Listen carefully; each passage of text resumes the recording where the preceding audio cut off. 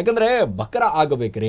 ಆದರೆ ಈ ಹೆಣ್ಣಿನ ವಿಚಾರದಲ್ಲಿ ಆಗಿರ್ಬೋದು, ಒಂದ್ ಕಡೆ ಮದುವೆ ಆಗ್ತೀನಿ ಅಂತಂದಾಗ ಹಿಂದೆ ಮುಂದೆ ಬಹಳಷ್ಟು ಯೋಚನೆ ಮಾಡಬೇಕು. ಆದ್ರೆ ಇದು ಯಾವುದೂ ಕೂಡ ಯೋಚನೆ ಮಾಡ್ಲಿಲ್ವಾ? ಹೌದು, ಯಾಕೆ ಯಾಕೆ ಅಂತ ಎಲ್ಲೋ ನಾನು ಒಂದು ಅವಸರದ ನಿರ್ಧಾರ ತಗೊಂಡೆ ಅಂತ ನನಗೆ ಈಗ ಅನ್ಸುತ್ತೆ. ಏನ್ ಕುದುರೆ ಮೇಲೆ ಇಲ್ಲ, ನನಗೀಕೆ ಬ್ಲಾಕ್ ಮೇಲ್ ಮಾಡೋಳು, ಮದುವೆ ಆಗ್ಲಿಲ್ಲ ಅಂದ್ರೆ ನಾನು ಸತ್ತೋಗ್ತೀನಿ, ನನ್ನ ಅದೇ ಈ ಯಾವ್ದೋ ದೃಶ್ಯಾವಳಿಗಳು ನನಗೆ ಗೊತ್ತಿಲ್ಲದೆ ತಕ್ಕೊಂಡ್ಬಿಟ್ಟು ಇದನ್ನ ನಿತ್ಯ ನಿನ್ನ ನನಗೆ ಆಗದೆ ಇರು ನಾನು ತೋರಿಸ್ತೀನಿ, ನನಗೆ ಮೊದ್ಲಿಂದಾನು ಯಾಕೆಂದ್ರೆ ಬ್ಲಾಕ್ ಮೇಲ್ ನಿನಗೆ ಆಗ್ಬೇಕಿಲ್ಲ, ಒಂದು ಅನುಮಾನ ಬರ್ತಾ ಇದೆ. ಅಂದ್ರೆ ಮದುವೆಗಿಂತ ಮುಂಚೆ ಏನಾದ್ರೂ ದೈಹಿಕ ಸಂಪರ್ಕ ಇಲ್ಲ, ಮದುವೆಗಿಂತ ಮುಂಚೆ ನಾನು ಯಾಕೆಂದ್ರೆ ನನ್ನ ಯಾಕೆಂದ್ರೆ ಕಂಪ್ನಿ ಯಾಕೆಂದ್ರೆ ವರ್ಕ್ ಫ್ರಮ್ ಹೋಮ್ ಇತ್ತು, ಭಯ ಪಡಿಸ್ತಾ ಇದ್ರೆ ಇಲ್ಲ ಅದ್ರಲ್ಲೆಲ್ಲ ಯಾಕೆಂದ್ರೆ ಈಗ ನೋಡಿ ಆ ದೈಹಿಕ ರಿಲೇಶನ್ಶಿಪ್ ಅದೆಲ್ಲ ಯಾಕೆಂದ್ರೆ ಹೌದು ಮದುವೆಗಿನ ಮುಂಚೆ ಪ್ರೀತಿ ಆಗಿರುತ್ತೆ, ಪ್ರೀತಿ ಪ್ರೇಮಿಗಳು ಏನ್ ಮಾಡಿರ್ತಾರೆ ಎಲ್ಲ ಗೊತ್ತಿದೆ.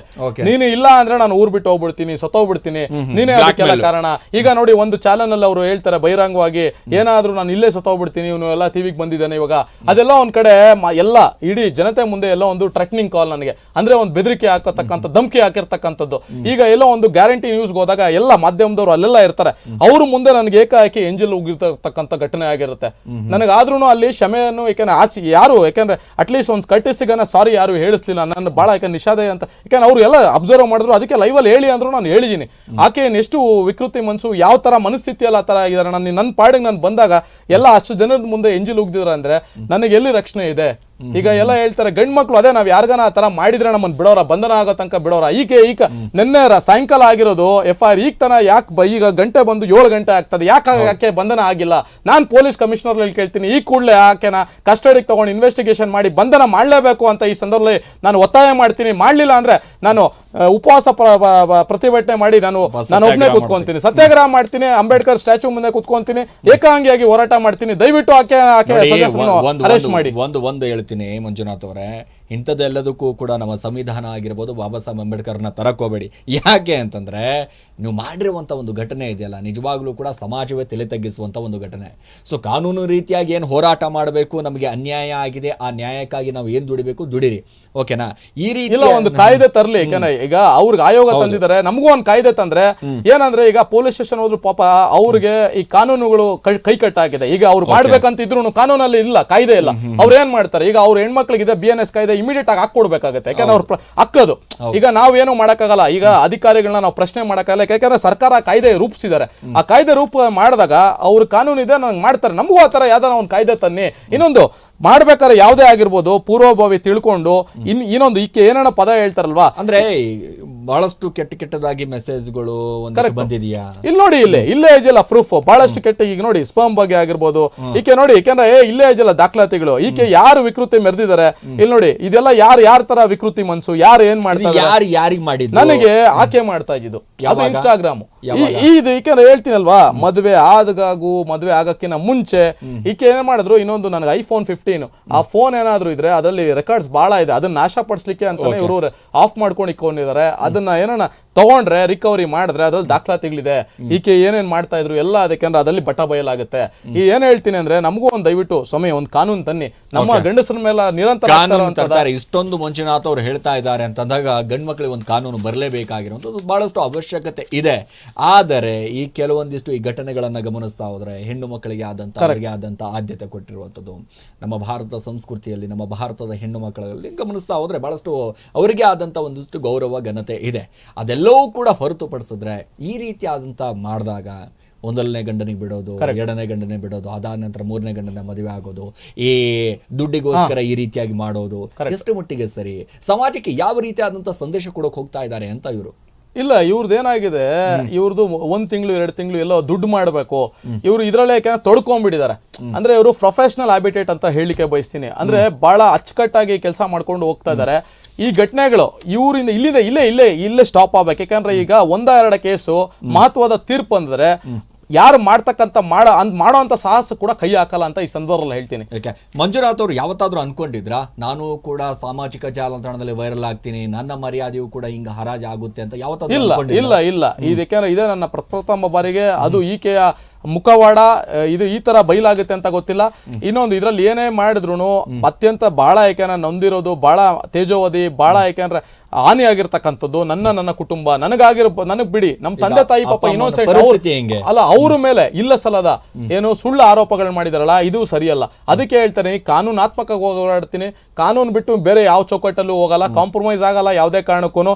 ಈಕೆಗೆ ಜೈಲಿಗೆ ಕಳಿಸೋ ತನಕ ನನ್ನ ಹೋರಾಟ ಅಂತ ಹೇಳಿಕೆ ಬಯಸ್ತೀನಿ. ಜೈಲಲ್ಲಿ ಈಕೆ ಇರಬೇಕು. ಈಗ ಜೈಲಲ್ಲಿ ಇಲ್ಲ ಅಂದ್ರೆ ಈತ ವ್ಯಕ್ತಿಗಳು ಈಚೆ ಇದ್ರೆ ಬಹಳ ಯಾಕಂದ್ರೆ ಸಮಾಜಕ್ಕೆ ಹಾನಿಕರ ಆಗುತ್ತೆ ಅಂತ ಹೇಳಿಕ್ತೀನಿ. ಈಕೆ ಜೈಲಿಗೆ ಹೋಗೋ ತನಕ ನನ್ನ ಹೋರಾಟ, ಜೈಲಲ್ಲಿ ಇಡ್ತೀನಿ. ಕಾನೂನು ನಮ್ಮ ಪರವಾಗಿ ಇದೆ. ಯಾಕಂದ್ರೆ ನನ್ನ ಹತ್ರ ದಾಖಲಾತಿ 140 ಪುಟಗಳ ದಾಖಲಾತಿಗಳು ನಮ್ಮ ಹತ್ರ ಇದೆ. ಇನ್ನು ಏನೇನು ಬೇಕಾಗಿದೆ ನಾನು ತಕ್ಕ ಕ್ಷಣಕ್ಕೆ ನಾನು ಕೊಡ್ತೀವಿ ಅನ್ನೊಂದು ಮೊದಲೇ ಎಲ್ಲ ಗಂಡು ಮಕ್ಕಳಿಗೆ ಎಲ್ಲರಿಗೂ ಒಂದು ಹೆಸರು ಇಡ್ತಾರಲ್ಲ, ಇವ್ರಿಗೆ ಯಾರು ಹೆಸರಿಡೋರು ಇಲ್ವಾ ಅಂತ ಈ ಸಂದರ್ಭದಲ್ಲಿ ನನ್ನ ಪ್ರಶ್ನೆ ನಾನು ಇವ್ರನ್ನ ಜನಗಳನ್ನ ಕೇಳಕ್ಕೆ ಇಷ್ಟಪಡ್ತೀನಿ. ನನಗೆ ವೇದಿಕೆ ಒದಗಿಸ್ಕೋದಕ್ಕೆ ತಮಗೆ ತುಂಬಾ ಧನ್ಯವಾದಗಳನ್ನ ಹೇಳಿಕೆ. ಈಗಾಗಲೇ ನೀವು ಕಂಪ್ಲೇಂಟ್ ಕೊಟ್ಟಿದ್ರಿ ವಿಲ್ಸನ್ ಗಾರ್ಡನ್ ನಲ್ಲಿ.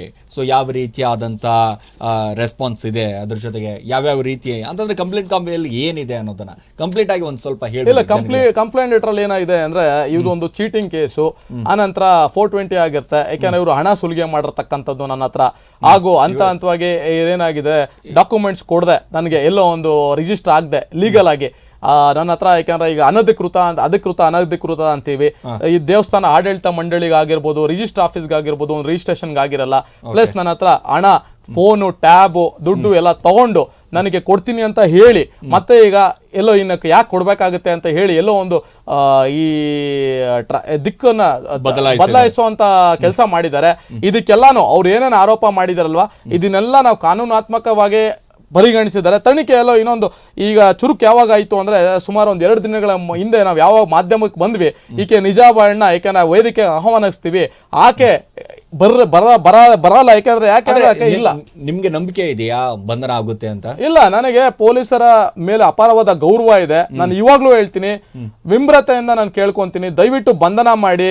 ಇರ್ತಕ್ಕಂಥ ಘಟನೆಗಳು ಇವ್ರಿಗೇನ ಬೆಂಬಲ ಮಾಡಿದ್ರೆ ಇನ್ನ 5 ಜನ 10 ಜನ ಇವರಿಂದ ಪ್ರೇರೇಪಿತರಾಗಿ ಇನ್ನ ನಮ್ಮ ಸಮಾಜದ ಮೇಲೆ ಹಾನಿ ಆಗುತ್ತೆ. ದಯವಿಟ್ಟು ಈ ಸಂದರ್ಭದಲ್ಲಿ ನಾನು ಪೊಲೀಸಲ್ಲಿ ಕೈ ಮುಗಿದು ಕೇಳ್ಕೊಂತೀನಿ, ದಯವಿಟ್ಟು ಅವ್ರನ್ನ ಬಂಧನ ಮಾಡಿ. ಅವರು ಬೆಂಗಳೂರು ಬಿಡಕ್ಕಿನ ಮುಂಚೆ ಅವ್ರು ಅಕಸ್ಮಾತ್ ಬೆಂಗಳೂರು ಏನಾರ ಬಿಟ್ಬಿಟ್ರು, ಎಲ್ಲ ಫೋನ್ಸ್ ಎಲ್ಲ ಸ್ವಿಚ್ ಆಫ್ ಆಗಿದೆ. ನಂಬಿಕೆ ಇದೆಯಾ ನಿಮ್ಗೆ ಬೆಂಗಳೂರು ಬಿಟ್ಟು ಹೋಗ್ಬಿಟ್ಟು? ಹೌದು, ನನಗೆ ನಂಬಿಕೆ ಇದೆ. ಯಾಕಂದ್ರೆ ಸುರೇಶ್ ಅವರು ಯಾಕಂದ್ರೆ ಹೋಟ್ಲಿದೆ, ಅವ್ರ ಹತ್ರ ಬಹಳ ಒಡನಾಟ ಇದೆ.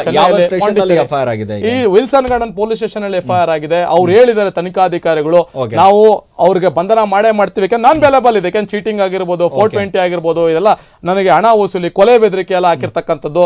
ಇದು ಅಪರಾಧ. ಯಾಕಂದ್ರೆ ಬಹಳ ಕ್ರಿಮಿನಲ್ ಕೂಡ ಪ್ರಕಾರ ಇದು ಅಪರಾಧ ಆಗುತ್ತೆ. ನನಗೆ ಹೆಸರು ದಾಖಲಾತಿಗಳು ಪರಿಶೀಲನೆ ಮಾಡಾಕಿರ್ತಾರೆ, ಯಾರೋ ಬೇಕಾಬಿಟ್ಟು ಸುಮ್ಮನೆ ಹಾಕಲ್ಲ. ಈಗ ನ್ಯಾಯಾಲಯದ ಹಂತದಲ್ಲಿದೆ. ನನಗೆ ನ್ಯಾಯಾಲಯದಲ್ಲಿ ಮೊದಲನೇ ಜಯ ಸಿಕ್ಕಿದೆ ಅಂತ ಹೇಳಿ ಸಂದರ್ಭ. ಮಂಜುನಾಥ್ ಅವ್ರಿಗೆ ಮೊದಲಿಗೆ ನಿಮ್ಮ ಮೇಲೆ ನೇರವಾಗಿ ಆರೋಪ ಮಾಡ್ತಾರೆ ಇದೇ 2 ವಾರದ ಹಿಂದೆ, ಒಂದ್ ಕಡೆ ಸೈಕೋ ಗಂಡನ ಅಂತ, ಹಾಗೆ ಹೀಗೆ. ಸೊ ಆ ಸ್ಟೋರಿ ನೋಡಿದಂಥ ಸಂದರ್ಭದಲ್ಲಿ ಯಾರೇ ಏನಪ್ಪ ಇದು ನನ್ನ ಬಗ್ಗೆನೇ ಈ ರೀತಿಯಾಗಿ ಬರ್ತಾ ಇದೆಯಲ್ಲ, ನನ್ನ ಹೆಂಡತಿ ನನ್ನ ಮೇಲೆ ಈ ರೀತಿಯಾಗಿ, ಯಾಕೆಂದ್ರೆ ನಾನು ನಂಬಿದಂಥ ಹೆಂಡತಿ, ನನಗೆ ಜೀವಕ್ಕೆ ಜೀವ ಪ್ರಾಣಕ್ಕೆ ಪ್ರಾಣ ಕೊಡುವಂಥ ಹೆಂಡತಿನ ನನ್ನ ಮೇಲೆ ಈ ರೀತಿಯಾಗಿ ಮಾಡ್ತಾ ಇದ್ದಾಳೆ ಅಂತಂದಾಗ ಮೊದಲಿಗೆ ತಲೆಯಲ್ಲಿ ಒಳೆದಿದ್ದೇನು ಅಂತ ನನಗೆ. ಯಾಕಂದ್ರೆ ನಡವಳಿಕೆ, ಈಕೆ ನಿಜಾಬಣ್ಣ ಗೊತ್ತಾಗಿದೆ 1-1.5 ತಿಂಗಳ ಹಿಂದೆಗಡೆ. ಈಕೆ ತಾಯಿ ಬಹಳ ಯಾಕಂದ್ರೆ ಇನ್ನೋಸೆಂಟ್ ಆಗಿ ಆಕ್ಟಿಂಗ್ ಮಾಡ್ತಾ ಇದ್ರು. ಇವ್ರು ನಿಜಾಬಣ್ಣ ಎಲ್ಲ ಗೊತ್ತಾದ ನಂತರ ನಾನು ಇವ್ರನ್ನ ಪ್ರಶ್ನೆ ಮಾಡಿದ್ದೆ ತಪ್ಪಾಯ್ತೇನೋ ಅಂತ ಅನ್ಸುತ್ತೆ. ಎಲ್ಲೋ ನಾನು ಪ್ರಶ್ನೆ ಮಾಡಿದೆ, ಅವ್ರು ಹೇಳ್ದಂಗೆಲ್ಲ ಕೇಳ್ಕೊಂಡು ಇದ್ಬಿಟ್ಟಿದ್ರೆ ನಾನು ಈ ಸ್ಟೇಜ್ ಅಲ್ಲಿ ಇರ್ತಾ ಇರಲಿಲ್ಲ ಅಂತ ನನಗೆಲ್ಲೋ ಒಂದು. ಆದ್ರೆ ನೀವು ಶಬರಿಮಲೆಗೆ ಹೋಗಿ ಬಂದ್ಬಿಟ್ಟು ನೀವು ಆರಾಮಾಗಿದ್ರೆ ನೀವು ಪ್ರಶ್ನೆ ಮಾಡಬಾರ್ದು. ಯಾರ ಜೊತೆನ ನೀನು ಚಾಟ್ ಮಾಡ್ಕೋ, ಯಾರ ಜೊತೆನ ಹೋಗು, ಎಲ್ ಬೇಕೋ ಹೋಗು. ನಾನು ಏನು ಕೇಳ್ದೆ, ಇವ್ರು ಕೇಳ್ದಾಗೆಲ್ಲ ದುಡ್ಡು ಎಲ್ಲ ಕೊಡ್ತಾ ಗಂಡ ಅಂತ ಅಂದ್ಮೇಲೆ ಪ್ರಶ್ನೆ ಮಾಡ್ಬೇಕು. ಇಲ್ಲ, ನನಗೆ ಇನ್ನೊಂದು, ಆಕೆ ಫೋನ್ಸ್ ನ ಯಾವ್ದೇ ಕಾರಣಕ್ಕೆ ಆಕೆ ತಾಯಿ ಯಾವ ತರ ಡಿವೇಶನ್ ಅಂದ್ರೆ, ಆಕೆ ಎಲ್ಲ ಅಲ್ಲಿ ಮಾತಾಡ್ತದ ರೂಮಲ್ಲಿ ಅಂದ್ರೆ ನನ್ನ ಆಕೆ ತಾಯಿ ಡೈವರ್ಟ್ ಮಾಡೋಳು. ಈ ಸಂದರ್ಭ ಏನಾಗಿದೆ, ಇನ್ಸ್ಟಾಗ್ರಾಮ್ ಅಲ್ಲಿ ನಾನು ಹೇಳ್ತೀನಲ್ವಾ, ಇನ್ಸ್ಟಾಗ್ರಾಮ್ ಕಂಪ್ಲೀಟ್ ತೆಗೆದ್ರೆ ಈಕೆ ಮನಸ್ಥಿತಿ ಅಂತ, ಅವಳು ಈಕೆ ಚಾರಿತ್ರ್ಯ ಏನು ಅಂತ ಅದರಲ್ಲೇ ಗೊತ್ತಾಗುತ್ತೆ. ನಾನು ಏನು ಹೇಳೋದು ಬೇಡ, ತನಿಖೆ ಅಂತಲ್ಲಿದೆ, ತನಿಖೆಯಿಂದನೇ ಪ್ರೂವ್ ಆಗುತ್ತೆ. ಕಾನೂನು ಮೇಲೆ ಗೌರವ ಇದೆ, ಕಾನೂನಾತ್ಮಕವಾಗಿ ಹೋರಾಟಕ್ಕೆ ಇಳಿದಿದ್ದೀನಿ. ಯಾವುದೇ ಕಾರಣಕ್ಕೂ ನಾನು ಇಲ್ಲೊಂದು ಹೇಳೋದು ಅಲ್ಲೊಂದು ಹೇಳೋದು ಅಂತ ಸ್ಟೇಟ್ಮೆಂಟ್ ನಾನು ಕೊಡಲ್ಲ. ನನ್ನ ಸ್ಟೇಟ್ಮೆಂಟ್ ಈಗಲೂ ಒಂದೇ ಸ್ಟೇಟ್ಮೆಂಟ್ ಅಲ್ಲಿ ಬದ್ಧವಾಗಿನಿ, ಆಗ್ಲೂ ಎಲ್ಲ ಒಂದು 10 ರಿಂದ 15 ದಿನಗಳಿಂದ ಬಹಳ ಮಾನಸಿಕವಾಗಿ ಕುಗ್ಗೋಗಿದ್ದೆ. ಆದ್ರೆ ನನಗೆಲ್ಲ ಒಂಥರ ನನಗೆ ಯಾಕಂದ್ರೆ ನನಗೆ ಧೈರ್ಯ ಬರ್ಲಿಕ್ಕೆ ಒಂದೆಲ್ಲ ಒಂದು ಬೆಂಬಲವಾಗಿ ನಿಂತದ್ದು ನಮ್ಮ ಜನ ಕಾಮೆಂಟ್ಗಳ ಮೂಲಕ ಬೆಂಬಲ ಕೊಟ್ಟು ಧೈರ್ಯ ತುಂಬಿದ್ರು. ಮಾಧ್ಯಮದ ಮಿತ್ರರು ನನಗೆಲ್ಲ ಒಂದ್ ಕಡೆ ಬೆಂಬಲ ಕೊಟ್ಟಿದ್ದಾರೆ. ಈ ಮೂಲಕ ನನ್ನ ಮಾಧ್ಯಮದ ಮಿತ್ರರಿಗೂ ಕರ್ನಾಟಕದ ಜನತೆಗೂ ನನ್ನ ಅಭಿನಂದನೆಗಳು, ಪ್ಲಸ್ ಜಯ ಸಿಕ್ಕಿದೆ, ಪ್ಲಸ್ ಧನ್ಯವಾದಗಳನ್ನ ಹೇಳಿಕೆ ಬಯಸ್ತೀನಿ.